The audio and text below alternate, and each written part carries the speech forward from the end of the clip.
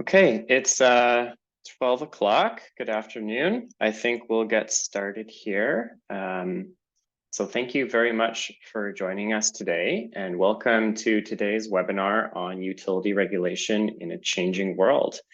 I'm Dylan Hirama, Senior Policy Advisor at EcoTrust Canada, and I am thrilled to have Kate Harlan from the Canadian Climate Institute and Kristen George Bagdanov from the Building Decarbonization Coalition joining us today, as well as Shannon Lau, our Director of Communications. So just a little bit of housekeeping for this webinar. There is a Q&A function on Zoom where you can type in your questions. We will collect them and Shannon will be moderating them at the end. We may be able to answer some of them live as well. And if there are any unanswered questions at the end of the session, we'll both provide a follow-up email and we'll try to follow up directly with folks that have posed questions. So without further ado, I'm going to get started here. And I am calling in today from Tla'amin territory in the Cathup region, or what some now call the Sunshine Coast of British Columbia. And I'm going to set the stage here with a little bit of context and history, and then Kristen and Amy will walk us through some of the changes that utilities and regulators are making in response to our rapidly changing energy system and climate.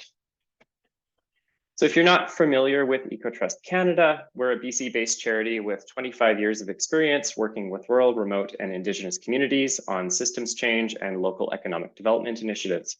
And our energy team works on the ground with communities to develop, fund, and coordinate community-scale retrofit projects. And we also work on policy research and advocacy to advance our vision of energy justice for all.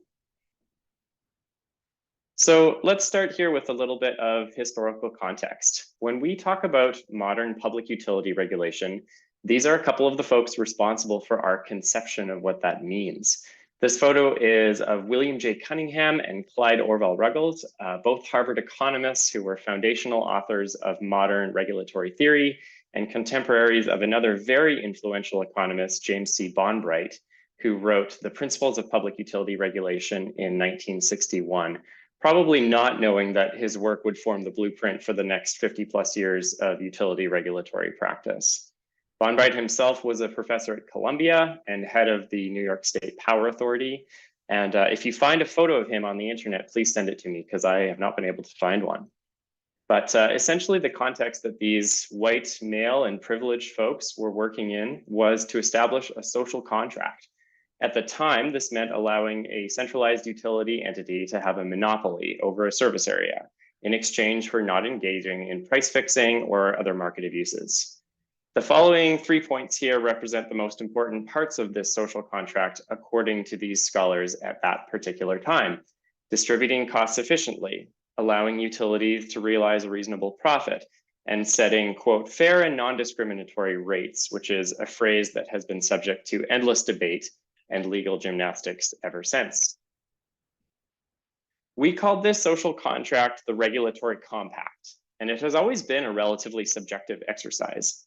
Utilities and regulators have frequently focused their interpretation of Bonbright's principles on implications for rate setting, seeing their role as an economic watchdog for the benefit of customers rather than the general public. However, regulators do make decisions that impact the wider public all the time as well. Utility regulation does and was intended to consider wider aspects of the public interest too, including whether utility infrastructure is used and useful to society, or whether it serves the public convenience and necessity. And this is language that you see all the time in regulatory proceedings around North America. Yet today, we're clearly starting to see some conflicts arise in how regulators interpret their mandate and scope when it comes to the public, or indeed the customer's interest. And why is that the case? Simply put, it's because we're facing a polycrisis that includes a destabilizing climate, a rapid energy transition, and tremendous threats to the public interest that are arising from certain industries and utilities attempting to maintain business models which are increasingly incompatible with public policies and with a livable climate. Regulators are facing a quickly changing operating environment, and too often are left without a clear enabling statute or specific directions and powers that enable them to consider modern energy system objectives. These can include decarbonization, electrification of key sectors like buildings and transportation, advancing equity and poverty reduction goals by ensuring that all ratepayers have access to basic energy services like heating, lighting, and cooking, things that we consider human rights. And of course, advancing economic reconciliation and energy self-determination for Indigenous communities. And both of these last 2 points are of particular interest to our community partners here at EcoTrust Canada. So if the original, though frequently narrowly interpreted intent of regulating energy utilities was to prevent market failures, as the Ontario Energy Board, for example, puts their role, what does that really mean today? Clearly, folks such as Bonbright felt that the greatest risk to customers were monetary, and his principles have largely been interpreted as such, letting utilities more or less operate how they want to, as long as rates remain low and service is reliable. However, Bonbright was living in a privileged corner of a distinctly different past, one in which the main goal was to consolidate utility infrastructure and prevent monopoly abuses. Modern concerns such as decarbonization, distributed generation, or even an affordability crisis were not on Bonbright's radar. Bonbright and his contemporaries, however, were well aware that there were broader societal implications that needed to be considered when establishing regulation and governance for energy systems. In fact, Bonbright even mentioned some of these issues, some as the merits of income-tested rates, in his 1961 book. After half a century of neoliberalism, though, these important details seem to have been forgotten. Today, we're facing a polycrisis of the public interest and new manifestations of market failure that go well beyond what Bonbright and his contemporaries could have conceived. We are still dealing with that legacy, both in our fundamental interpretation of what the regulatory compact means and in the antiquated legislation and statutes that still govern most utility regulators in North America today. So market failures now take many forms beyond unreasonable or discriminatory rates, though this issue continues to be as relevant as ever today. Consider, for example, the market failure that is renters and low-income customers being unable to afford their basic energy services and who also lack the agency to improve the energy efficiency of their homes. Consider also the market failure of gas utilities and housing developers insisting that new homes and buildings be connected to natural gas, committing residents to fixed charges from multiple utilities, even if their energy needs could have been served more cost effectively by all electric heating and cooling, as is the case across most of Canada today. Consider the misinformation campaigns and greenwashing advertising like Voice for Energy, pictured here, being deployed by gas utilities and fossil fuel producers, preventing consumers from making informed and logical choices about which energy sources would be most cost effective and which pose hazards to their health. In fact, consider what modern giants of economics like Nicholas Stern and Mark Carney called the world's greatest market failure, our continued subsidization and socialization of fossil fuel emissions that are driving economies to ruin through the hard, immutable physics of global heating. These are fundamental market failures that cost us all far more than basic rate setting ever will. So clearly, some of us believe a rethink of the regulatory compact is overdue. And I wanted to give us just a couple of recent examples of how this is actually playing out in real time before I turn it over to Kristen and Kate. And the first example I want to give is the case of the December Ontario Energy Board ruling that the cost to connect new homes and buildings to natural gas should not be borne by the entire customer base over a 40-year period, as has been the precedent. This is important because it's one of the first examples of a Canadian regulator acknowledging that gas connections may not be used and useful to the public for that long of a time period. And so putting that cost burden on all ratepayers goes against the basic economic efficiency and fairness principles that Bonbright established.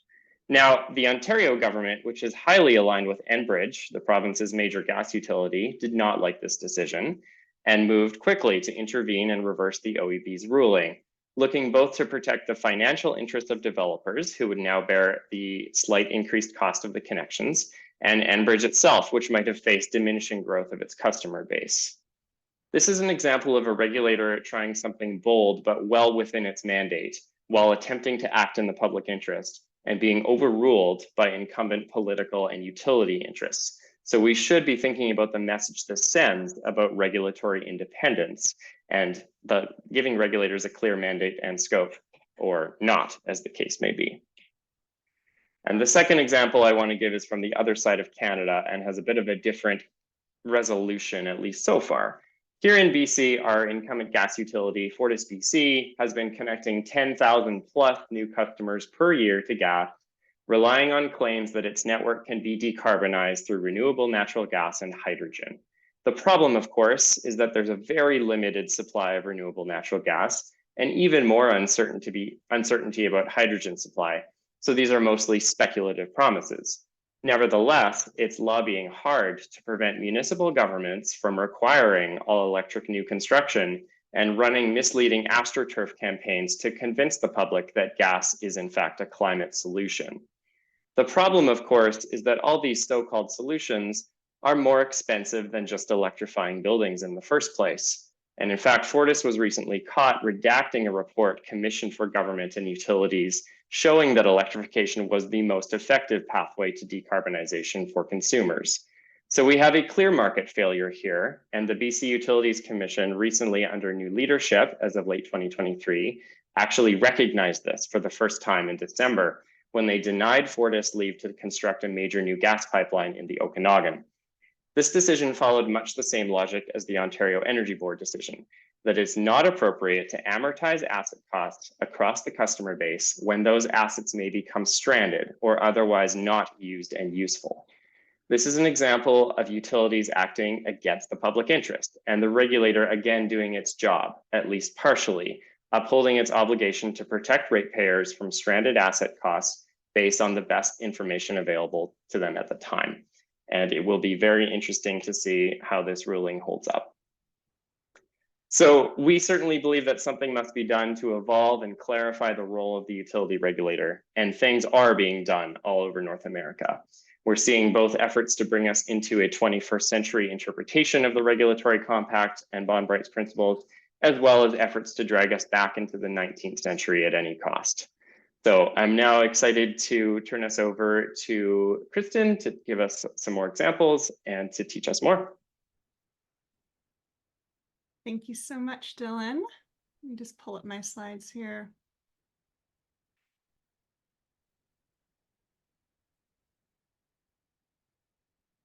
So as Dylan said, I'm Kristen George Bagdanoff with the Building Decarbonization Coalition.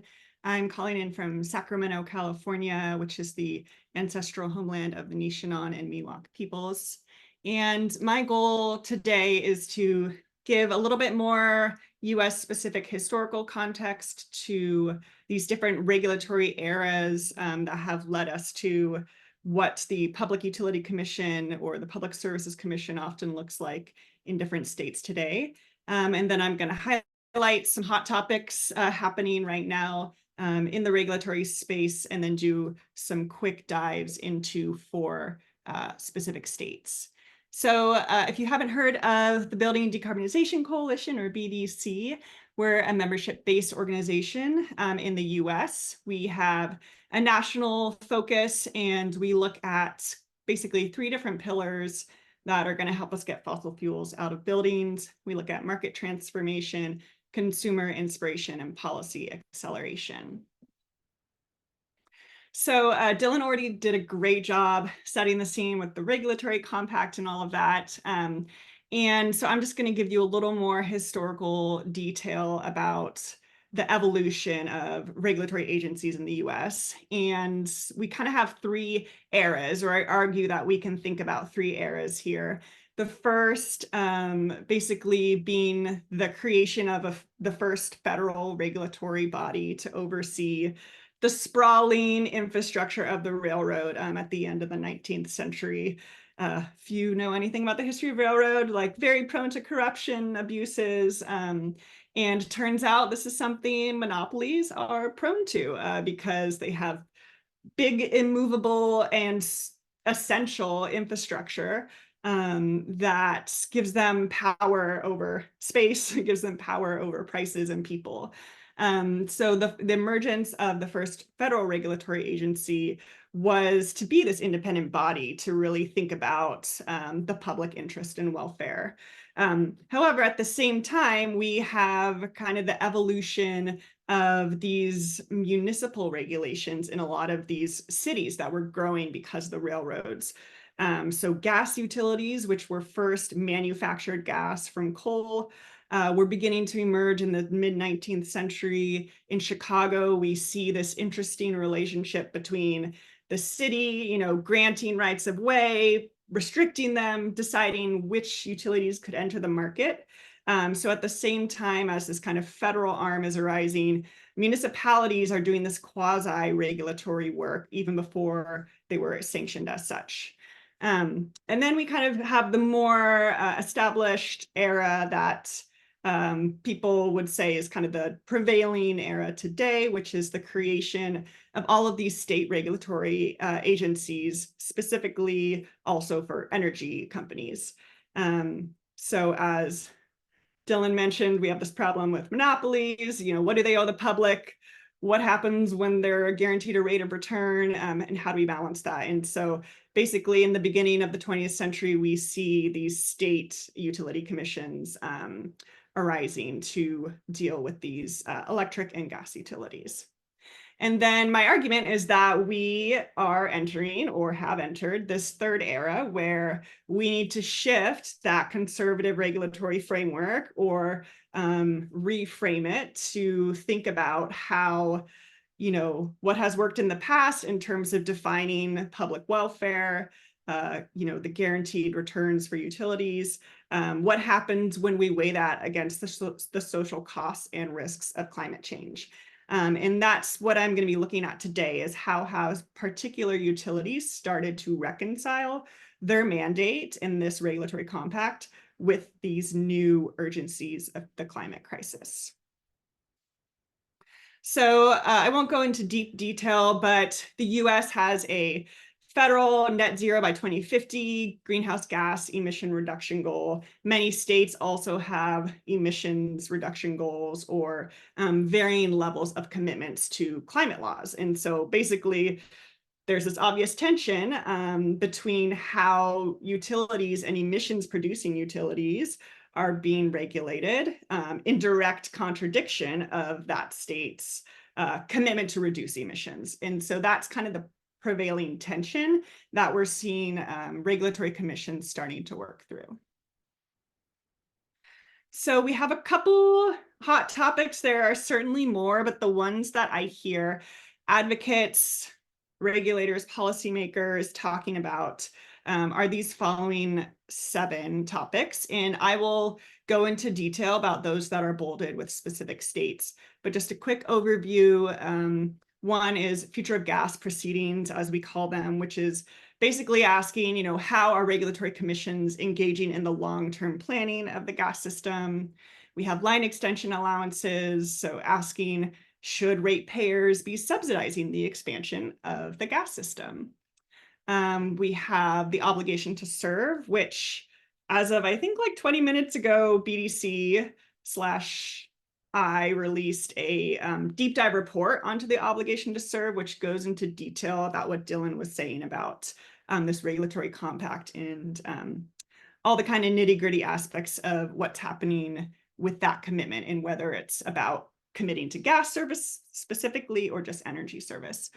So I'll share the link for that later. And then we have thermal energy networks, which are presenting a new utility model for regulators to work through. We have clean heat standards, which are specifically trying to target emissions from heating services to help decarbonize the gas system and buildings. And then we have integrated gas and electric planning, so thinking holistically across the energy system.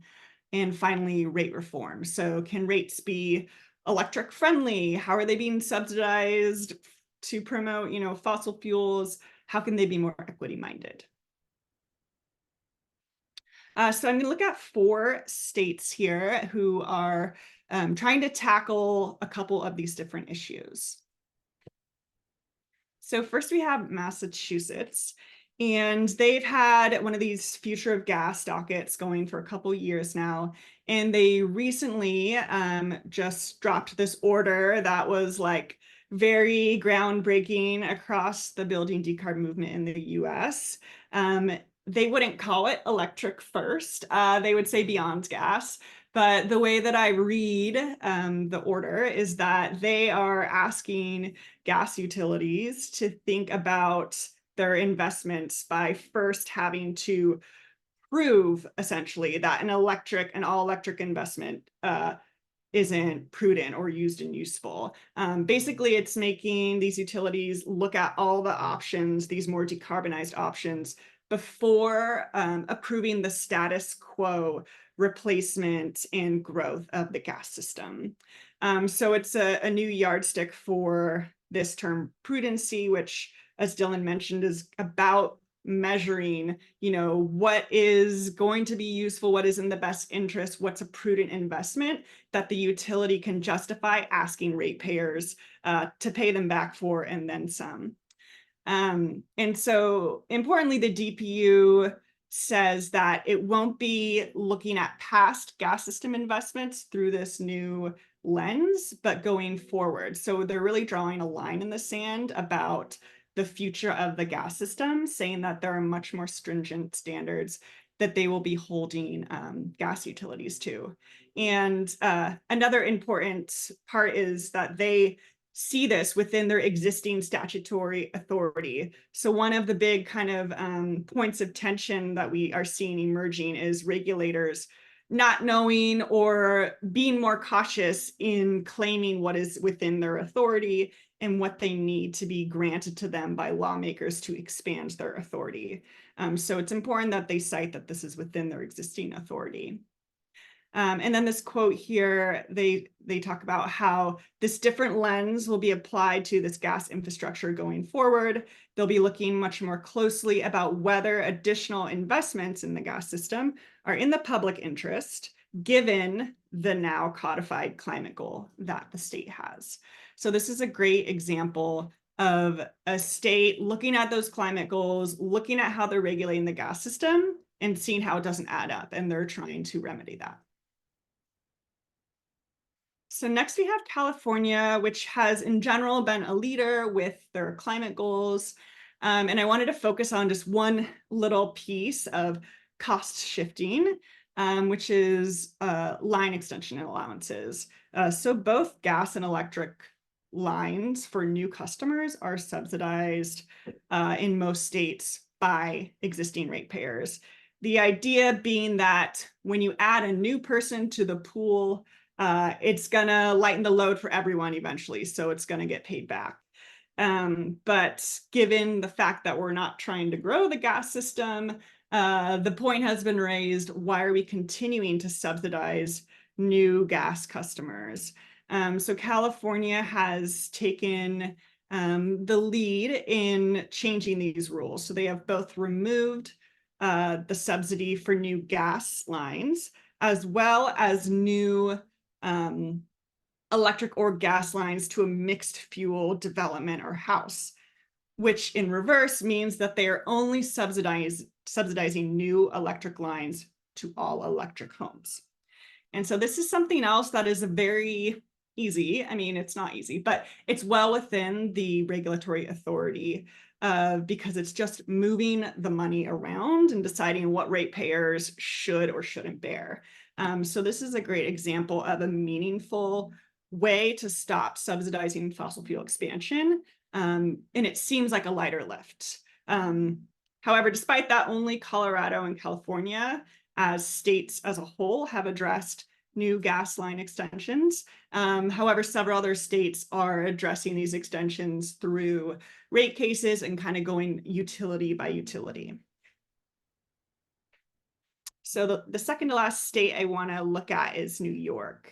And in 2022, New York passed kind of a first of its kind piece of legislation called the Utility Thermal Energy Network and Jobs Act.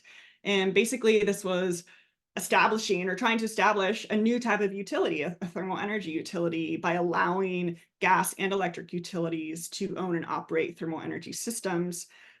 which many advocates and utilities see as, this sort of beacon of hope for a decarbonized energy system. While this technology has been around for some time in the US, we don't have, we're just creating utility-owned thermal energy networks, and this requires a new way of thinking about, utility commitments for service, delivering heat, not gas. Rethinking rates. How are we going to charge for thermal energy? So a lot of this is new ground that is being covered.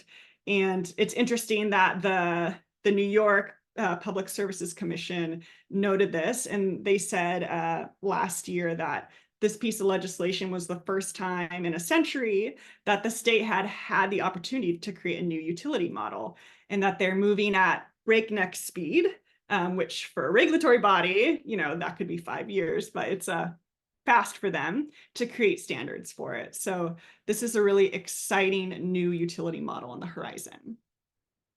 And then finally, I'll just close with a couple words about Illinois and their recent rate case decisions at the end of December.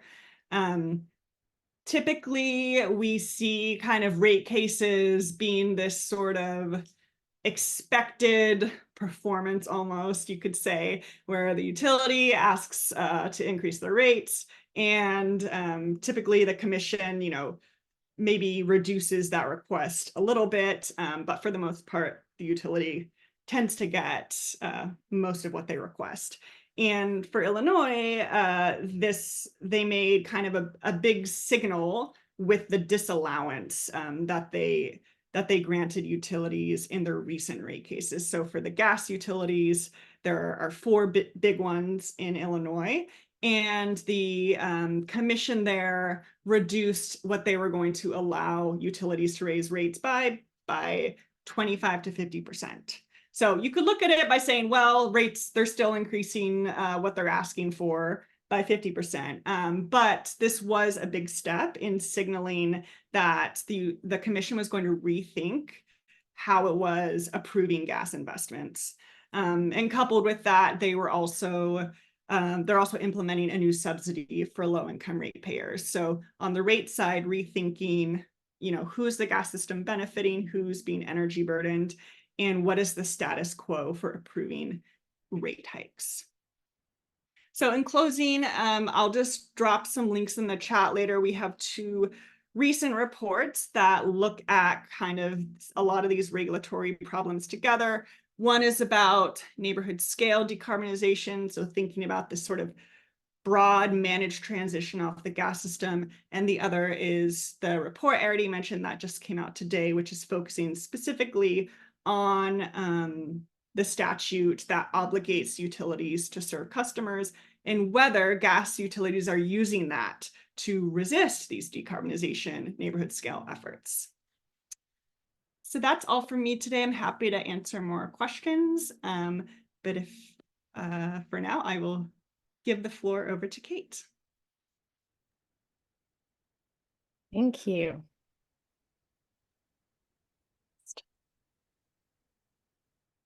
Just going to share my screen and then we'll be all good to go.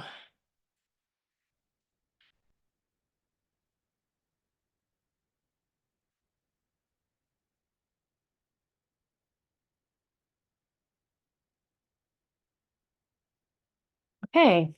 Hello, everyone. My name is Kate Harland, and I am going to do a parallel presentation based on the Canadian perspective to Kristen's, really.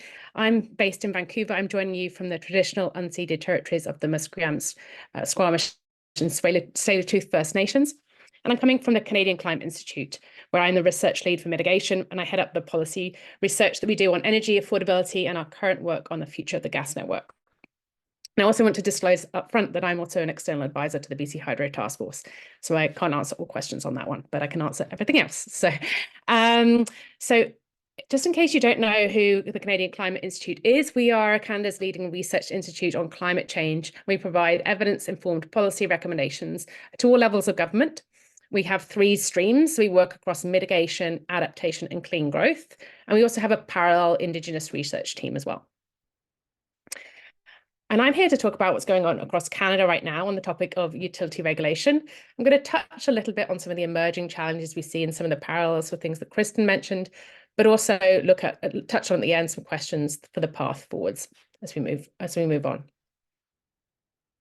I'm coming very much from the climate perspective, so I just want to step back and say, well, what do climate objectives mean for utilities as we go towards meeting net zero? Really, we're talking about change for both the electricity and gas systems. So from an electric side, we're talking about building out bigger, cleaner, smarter, and faster than we have before. That raises questions for planning and moving away from kind of more of a steady state growth model that the electricity utilities have had for a while now, in particular in Canada. And then we see on the gas side, we have new questions on how, for a system that was essentially built for growth, and how do we transition and decarbonize this system moving forwards with ratepayers in mind. Finally, I just want to raise, we have this question of silos between the two systems, and that those interactions between the electricity and gas systems are becoming increasingly important as we go through this transition. So similar to Kristen's example, we have legislated net zero targets here in Canada from a federal level through the Emissions Accountability Act and emissions reduction plans and progress reports that are reported on. But we also have provincial goals, ambitions and targets. So, and those range, they're very much heterogeneous, much like the US is, where you have at one end, you have kind of Alberta's aspiration for net zero. And then at the other end, we have legislated net zero targets, such as those in Nova Scotia and other places as well. And we'll come back to the consequences of the uncertainty for in some of this climate policy and whether targets are legislated or not, an energy policy from regulators at the end of this presentation.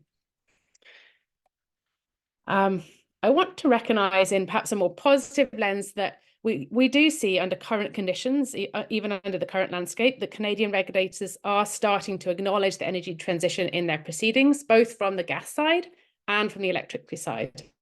So for gas, this means asking utilities to better consider risk and stranded assets. And for electricity utilities, it means asking them to plan at the appropriate scale for growth that matches the climate goals. And so here I've just got a selection of quotes from regulators across Canada, from the OEB, comment on stranded assets relating to the case that you heard Dylan talk about before, where they mentioned that it was no longer appropriate to assume that assets were required for new gas customer connections would be used and useful out for another 40 years. And we see the BCUC talking about asking Fortis to really consider the energy transition in its new rate application. And we see on the electric side, we see the Nova Scotia Utility and Review Board calling for greater specificity and planning from Nova Scotia Power. So if we look around the country, some things that have been going on. I think we heard earlier about the Ontario Energy Board, and the Ontario Energy Board has really been a bit of a leader in this space. I actually want to go back to 2022 when they denied a pipeline, the St. Laurent North pipeline replacement in Ottawa. And they did so on the basis that it was not shown at that time from a safety standpoint that it was needed and compatible with, and given the uncertainty with climate policy in Ottawa in terms of ongoing demand, there was questions about the use of this asset over its lifetime. And so they basically delayed this decision for replacement. So see that as an early marker in the sand for Ontario Energy Board. And obviously we've seen more recently their decision on who should pay the cost of new connections, whether that should be the developer or the overall customer base. So we've seen that shift from them there as well. So the OEB has really been taking this transition seriously and asking Enbridge to as well. What we have, the challenge we have is that they may be more cautious given the recent government response to their regulatory decision about the new connections, which Dylan mentioned earlier. So while the Ontario Energy Board perhaps has been called into question as to whether they are straying into the case of energy policy, we see actually in other places in Nova Scotia and in BC, the government's actually going one step further and trying to provide additional clarity for their regulators on their goals with regards to climate policy and energy policy. So I just want to touch on Nova Scotia and BC. So Nova Scotia, very recently, actually, February 27th, have just moved to change their regulatory system and also to introduce a new independent system operator. And this will be the first time in Nova Scotia history that legislated climate change goals are going to be part of the mandate of the province's energy regulator in their work. And this has come about partially from recommendations by their Clean Electricity Solutions Task Force. And so the legislation they just introduced splits their current regulator into two, and it changes the structure, the electricity system with a new independent system operator. So this is the most significant example, I think, of change in terms of regulatory guidance and regulatory mandate. But we also see some change happening in BC as well, trying to realign the ministries trying to realign the BC Utilities Commission and the province's climate and affordability mandate goals. And so we saw recently, also in February, a change with the Clean Energy Act. And in BC, the challenge here is about building a bigger electricity system. So the changes here were about making sure that BC Hydro's resource planning on the electricity side were aligned with the scale required and provide clarity on the expectation for 100% renewables ahead of an upcoming call for power. There's also work in BC here through the Climate Aligned Energy Framework on looking at things like coordinating electric and gas planning. And I'd say this is one of the areas where BC and Quebec and some of the Canadian jurisdictions are perhaps leading some of the conversation compared to some of the conversations down in the US. One of the jurisdictions which has gone furthest in many ways in terms of coordinating between utilities, let's say, is Quebec, where you have Hydro-Quebec and Énergir working together.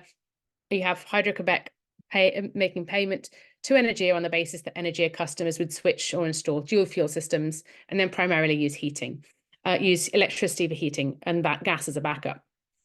So that's one example, but it's not an example without some questions and challenges.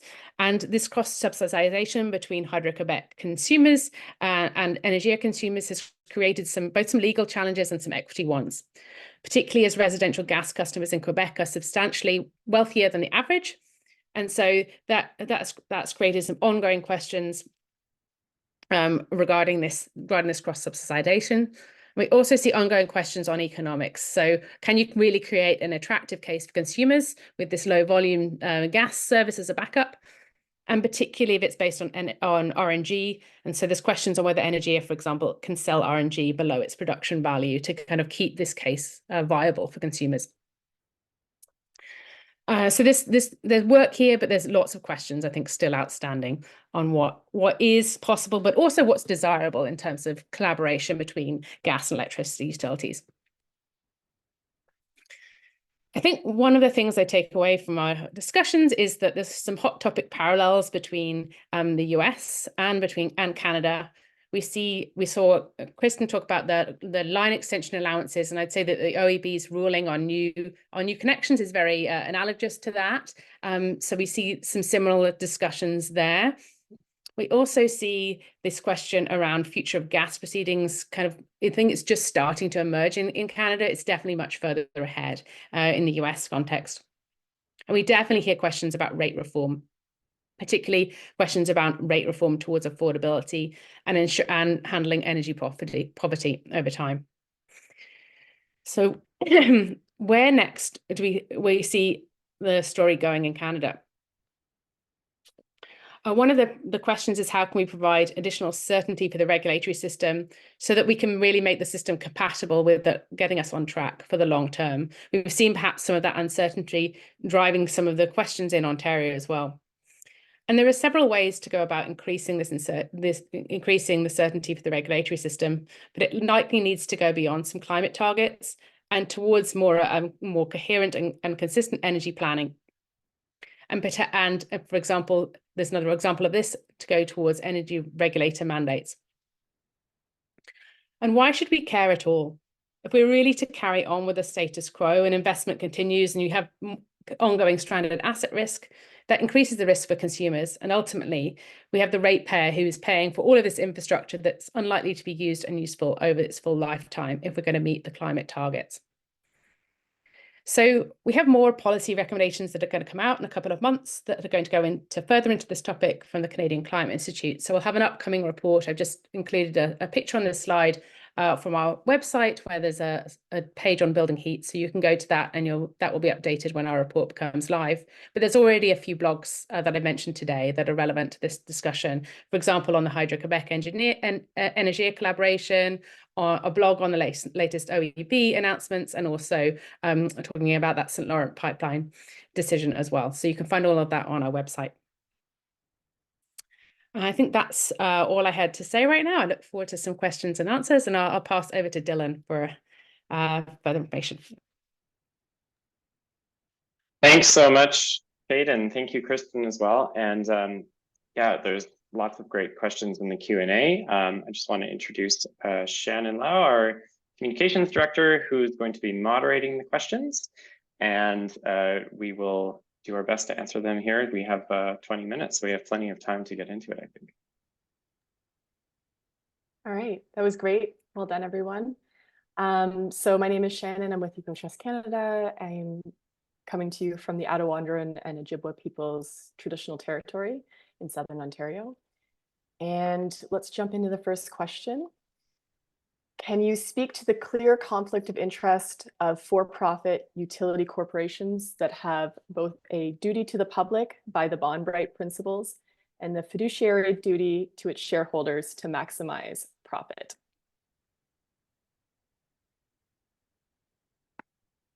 Who wants to take that? Sure, I'm happy to start, and feel free to jump in on any of these questions, Kate and Kristen, if you want to add. But yeah, it's an interesting question when you're dealing with the investor-owned utilities rather than the crown corporations. But you know, one thing I would say is that having a fiduciary duty to shareholders doesn't overrule regulatory or public safety concerns in any other industry. So, you know, we don't have a maximizing profits at the expense of the public interest in, you know, let's say, I'll use a contentious one, but let's say the pharmaceutical industry, or even the automotive industry. Those industries have been required to make changes to comply with regulation, as I would say has any major industry. So you know, this thing around balancing the free market imperative, the profit maximizing imperative, with the duty to the public, those two things are always held in both hands by regulators and by governments, and this is no exception. So I think there's a clear hierarchy here, and if the gas utilities can't demonstrate that they're able to maintain a return to their shareholders and maintain viable as a business while complying with the regulations, you know, that's not the responsibility of government or the regulator or the shareholders to fix. It is incumbent on any private industry to come up with business models that work in the context of the regulatory environment they operate in. And I think that that's well understood in other industries, and perhaps there's been a little bit of complacency in our industry around that. I can build on Dylan's comments a little as well. I think there's still some ambiguity with regards to stranded assets and where the costs or risk of those stranded assets, the costs will fall. I mean, yes, in the short term, those costs fall on ratepayers, but in the medium to longer term, there's some ambiguity about whether some of those costs may impact shareholders as well as or governments over time. If you look at things like the Stores Block case in Alberta, that's a good place to start. And there's some jurisdictional difference here as well across Canada as to how that might play out. So that I don't think utilities should ignore the fact that there's risk to their shareholders as well from ignoring the energy transition. And I think, in fact, if you look at the language that the OEB uses in the Enbridge case, it talks about business practice and best management of risk, and really shifting the dial on this with regards to gas utility kind of submissions to better manage risk for all parties. Yeah, and I'll just add specifically with regard to the obligation to serve, which I'm going to drop the link for that report.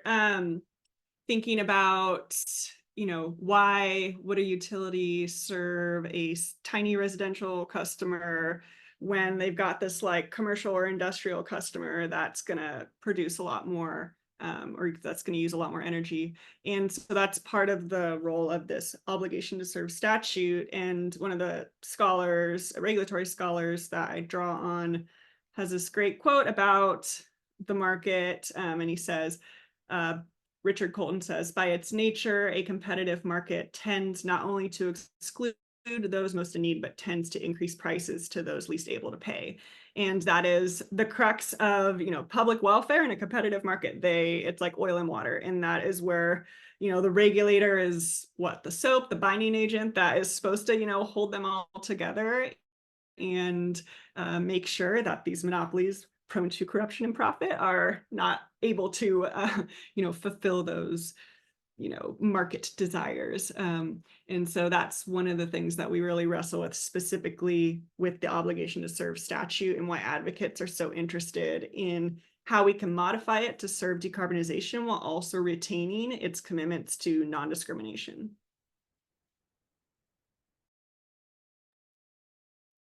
All right, thank you. Next question. Can you provide more information on the approach California is taking on only providing extension subsidies for electric lines to all electric buildings? I can definitely drop a link from the commission that is speaking more to the details. They just made this decision in December, so it's new, but they are the first state to drop subsidies for mixed fuel developments. So it is taking things one step further in terms of ensuring that they're not only not directly subsidizing the expansion of the gas system by helping gas lines be cheaper, but they're also indirectly ensuring that they're not subsidizing that expansion. But I will go ahead and look up the official announcement from the PUC. I could share that.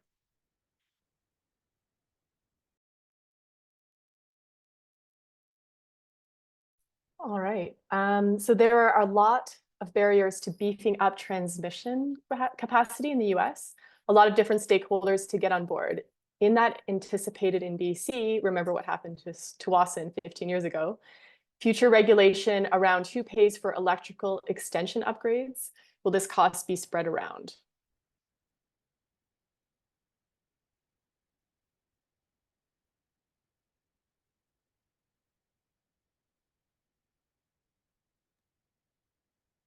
Kate, you might be better poised to answer this one than me, but the one thing that I'll say is that this really drives home the importance of the work that the province is doing right now to create a climate-aligned energy framework, and to actually bring coordinated energy planning into the purview of both, the policy and the statutes, but also the work that the BC Utilities Commission does, because we do need to balance a fairly significant build out of electrical infrastructure in order to meet the climate targets in a credible way. And so, yeah, that discussion around how those costs get borne by the ratepayers, we are in a situation where, most of the electric ratepayers, other than in the southeast of the province, are BC Hydro customers. So there is there's a lot that can be done to make that as efficient as possible around where those extensions and where those infrastructure upgrades happen. But I think when that's being done, and there's also a parallel process going around to maintain and expand the gas network at its current size and scale, that's where we end up with, potentially a doubling of costs or those stranded asset risks. So that's, I'd say, the importance of the work that's now being done to actually require coordinated energy planning and infrastructure decisions. But Kate, I don't know if you want to add. Yeah, there's a case to move some of the costs of kind of the electricity system expansion off from solely the rate base on the basis that basically now it becomes a public service. Everyone relies on electricity, but also because you're actually doing a lot of that work, a lot of that electrification for other reasons, for emissions reduction and for other goals. So it's kind of bringing in some of that. So there's some of that as well. But you'll notice that both BC and Quebec and various other places also have committed to kind of keeping the rates from electricity reasonable over time. And so you see inflation pegged rates promises from BC and Quebec in particular to keep those rates reasonable for consumers as they transition towards a more of an electrified future as well.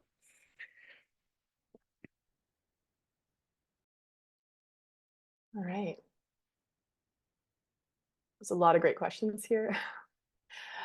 All right, how about, I know that this is not utility oriented, but can anyone speak to the urgent need to require all heat pumps and refrigerator, freezer, air conditioners sold in Canada not be filled with refrigerants that are 1,000 times more potent and long-lived GHGs than CO2?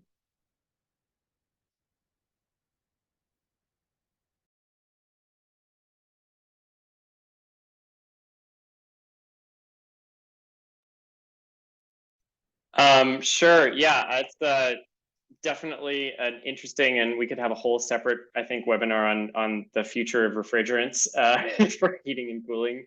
Definitely. I mean, in my mind, yeah, this is another issue that I think can and will be solved with a combination of good market penetration and good regulation and bringing a diversity of products to the market.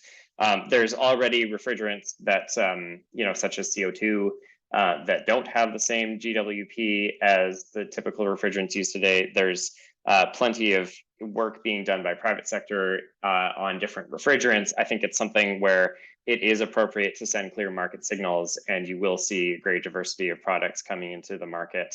I think a great place to start is just requiring that all air conditioners sold in Canada have a heating function.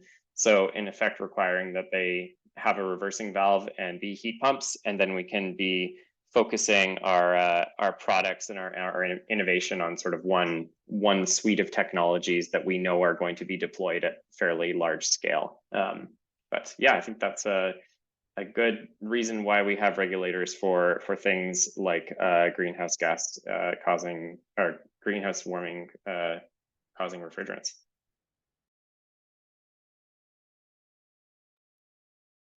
Thanks, Dylan. I have a question for Kate. What role, if any, are financial regulators playing with the long-term planning around gas utilities? We see a lot of hand-waving from banks and other FIs around the likelihood of stranded assets in the utility sector. Is that not much of an issue since these are mostly regulated monopolies, or do financial regulators need link up with utility regulators more? I can comment a little bit on the financial institution piece, or the financial signals piece a little bit more. And one of the challenges you have, and the challenges you have because it's a regulated sector. So one of the things is the cost to service the debt for the utilities. And when you see, for example, in kind of Enbridge's filing, actually the one that was looking at the new connections costs, at the same time they asked to kind of change their structure a little bit so they could get an increase on their rate of return because of this energy transition risk, because it's becoming more expensive to service some of that debt. And so you see that there is some signal that's getting there, but you also see, because it's a regulated sector, they can almost pass some of that on, because the regulator's job is not just to make sure that consumers get a fair and reasonable rate, but it's also to make sure that those businesses remain a going concern at the moment. So the regulators like the OEB are trying to balance those pieces. And as you see, they gave a slight increase to Enbridge in terms of, by changing their structure, they effectively gave a slight increase to their return as a result. So Enbridge doesn't quite have the full incentives as well sometimes to or other gas utilities to kind of mitigate some of their risk, because some of these signals get passed through to the consumer. So that's a bit of a challenge that we face.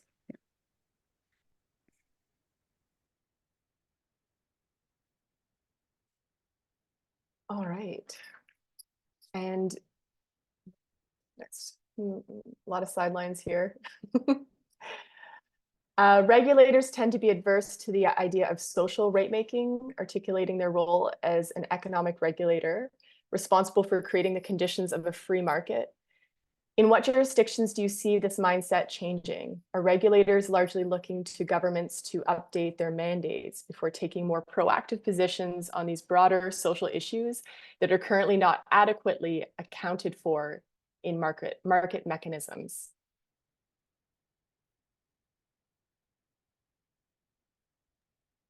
I can speak to that a little bit, going back to the interpretation of the obligation to serve statute, which is written somewhat differently in basically every public utility code across the states in the US. And there's enough ambiguity that even a state like California, regulators don't want to move toward a overly broad interpretation that would be perhaps viewed as too heavy-handed in terms of promoting, electric utilities or electric service above gas service. And so the result has been that California advocates are looking to first pass new legislation that will add some caveats or add some clarifying language to the statute in the Public Utilities Code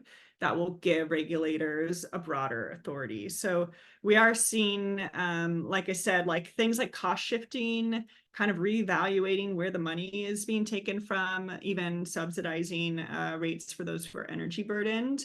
We see a lot of commissions feeling comfortable in that space.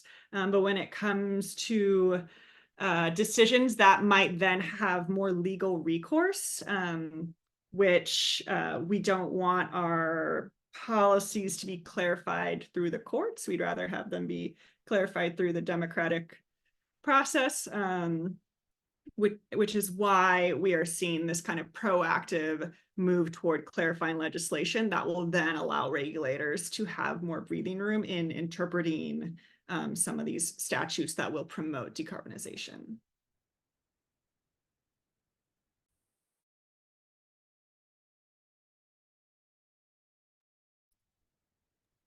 All right, we have time for maybe one or two more questions. In their long-term gas resource plan, FortisBC argues that winding down the gas system is not in the public interest and contrary to duty to serve. What do you think about the argument for an orderly planned dismantling of fossil gas distribution, as opposed to a chaotic abandonment in the wake of a future climate breakdown? Yeah, so I think this is a really interesting one, also for maybe Kristen to comment on in the context of targeted decommissioning or zonal decommissioning that's happening in the US.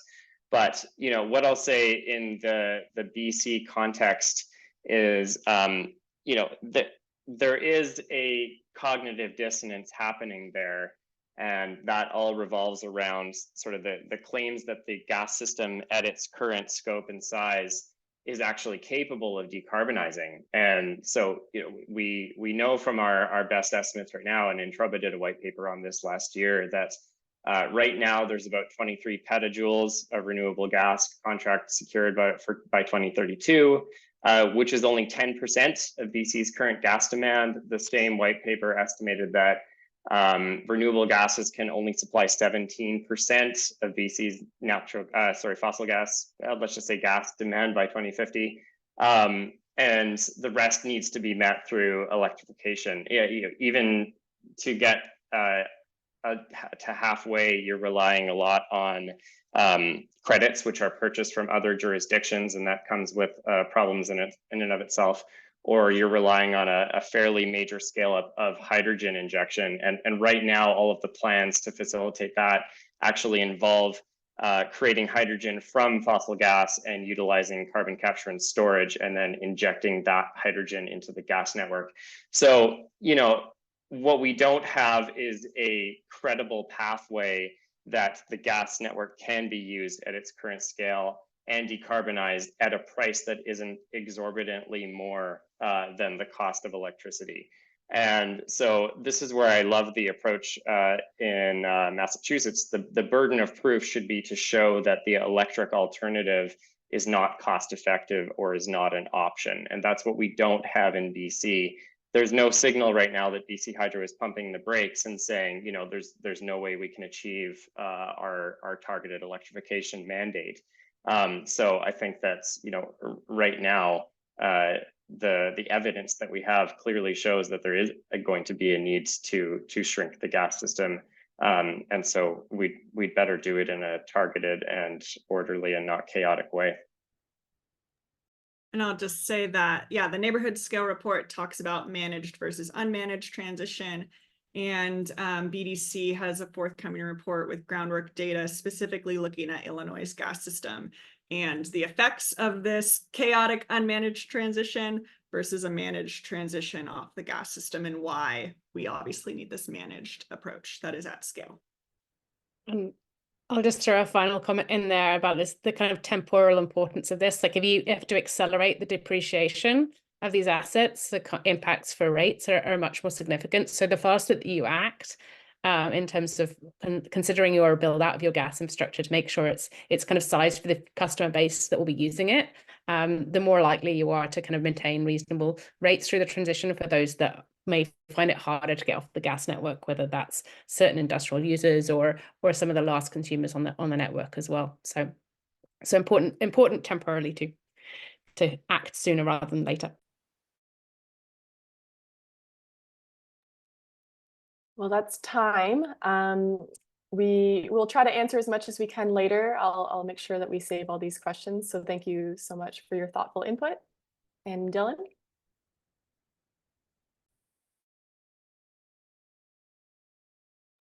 Sorry, I muted there. I just want to thank everyone for joining us today. We had some really, really interesting questions, and I want to thank Kate and Kristen and Shannon for being available, and thank you for sharing your perspectives and your expertise, Kate and Kristen.